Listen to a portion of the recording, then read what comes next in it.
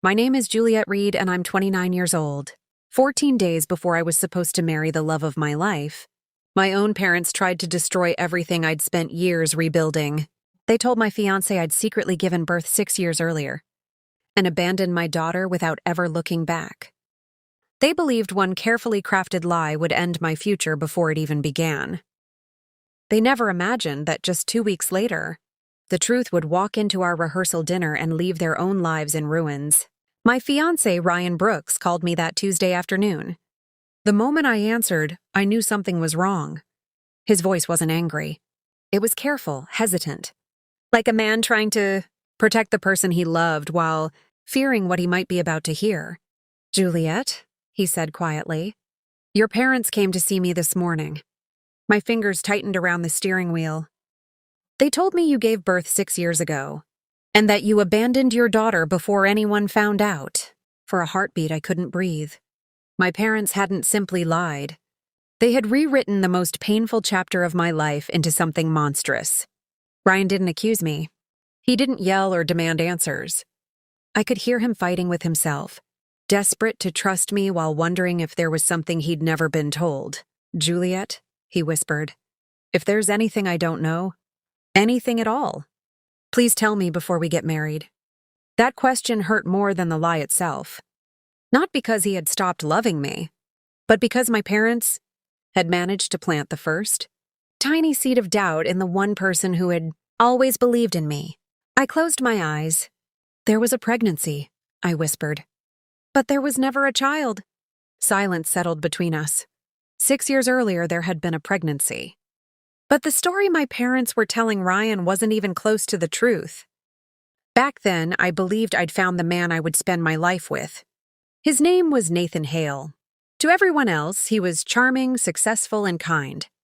Behind closed doors, he slowly became someone I barely recognized.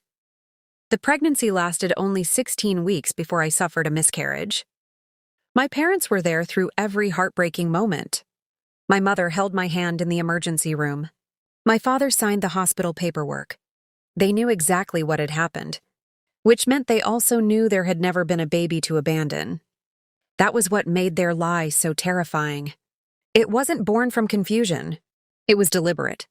And as I would soon discover, Ryan wasn't the only person they'd told. Ryan didn't say anything for several long seconds.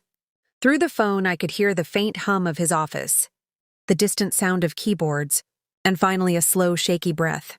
"Why didn't you tell me?" he asked quietly. "It wasn't because I wanted to hide it," I whispered. "I buried that part of my life because every time I opened that door, it felt like losing my baby all over again. I didn't know how to relive that pain with someone I loved." Another silence followed. Then Ryan spoke. "I'm so sorry, Juliet." That evening, we met at my apartment. For the first time in years, I pulled a small memory box from the back of my closet. My hands trembled as I placed it on the table.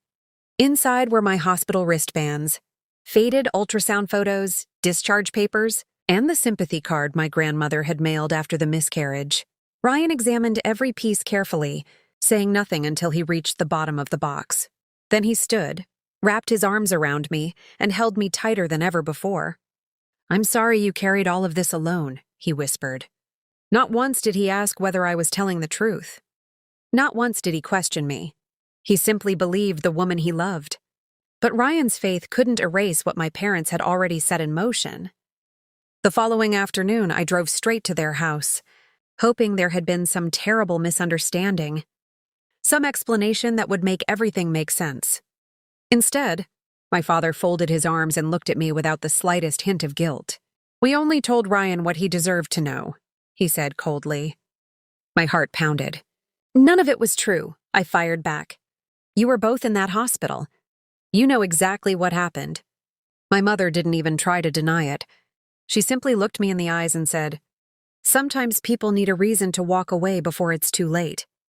For a moment, I couldn't recognize the woman standing in front of me. She was the same mother who had sat beside my hospital bed, held my hand while I cried, and promised I'd never face that pain alone. Now she was using that same tragedy as a weapon. I walked away without another word because I knew staying would only give them another chance to hurt me. 3 days passed. Ryan and I made one decision together.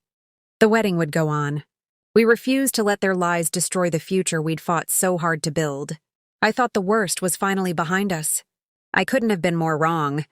On the morning of our rehearsal dinner, my phone buzzed with a message from a number I didn't recognize. I have proof your parents planned everything. Meet me before dinner. Come alone. As I stared at the screen, another message appeared. And if I'm right, tonight will change all of your lives forever. I read the message 3 times before lowering my phone. There was no name, no explanation. Just an address to a small coffee shop, 15 minutes from the restaurant, where our rehearsal dinner would begin that evening. For a moment, I considered deleting it. After everything my parents had already done, trusting an anonymous stranger felt dangerously reckless. But something deep inside me refused to let it go. The message didn't feel like another threat. It felt like an answer. Ryan offered to come with me. I shook my head. If this has anything to do with my parents, I said quietly, I need to hear it before anyone else does. At 6 o'clock, I stepped into the nearly empty cafe. A woman stood the instant our eyes met. She looked to be in her mid-30s, wearing a navy blazer. Dark circles framed her tired eyes, as though she'd spent weeks carrying a burden she could no longer hide. Juliet? She asked softly. I nodded. My name is Claire Donovan. I worked with your mother for almost 8 years. Before I could ask another question, she slid a thick manila envelope across the table. I think it's time you knew what they've been planning. My hands trembled as I opened it. Inside were printed emails, text message screenshots, meeting notes, even handwritten pages with my parents' own writing. Every document pointed to the same horrifying truth. Months before Ryan had even proposed, my parents had already begun planning how to destroy our relationship. One email from my mother read, "If Ryan believes she abandoned a child, he'll never marry her."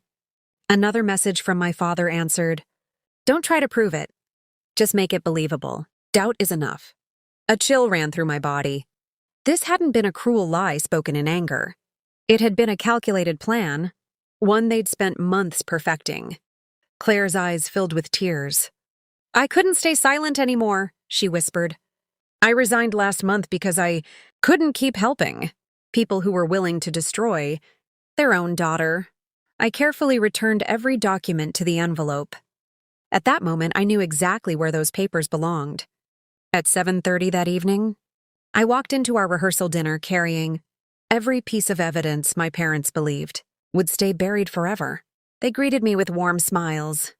They laughed with our guests. They truly believed they'd already won.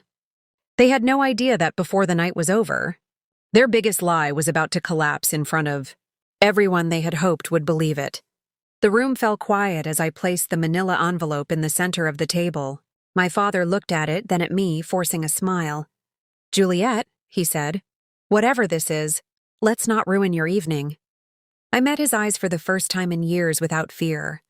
You already tried to ruin it, I replied. Now everyone gets to hear why. Ryan stepped beside me and gently took my hand. His silent support gave me the courage to continue. I removed the emails one by one and handed them to Ryan's parents, my maid of honor and my uncle.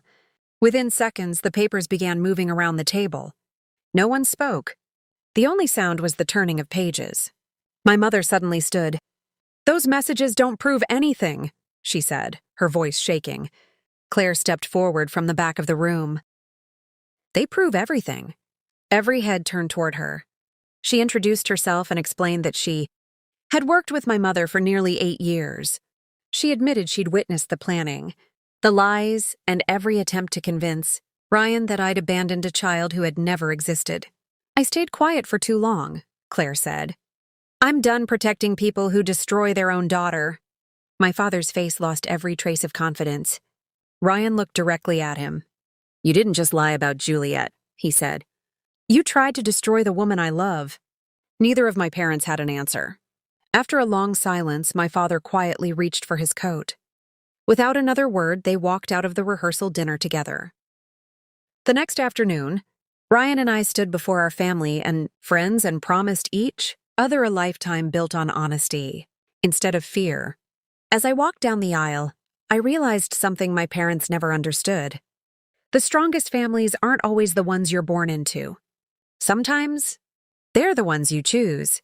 If you believe the truth always wins, leave a like, subscribe to Revenge Diaries, and join us for more powerful stories where karma always has the final word.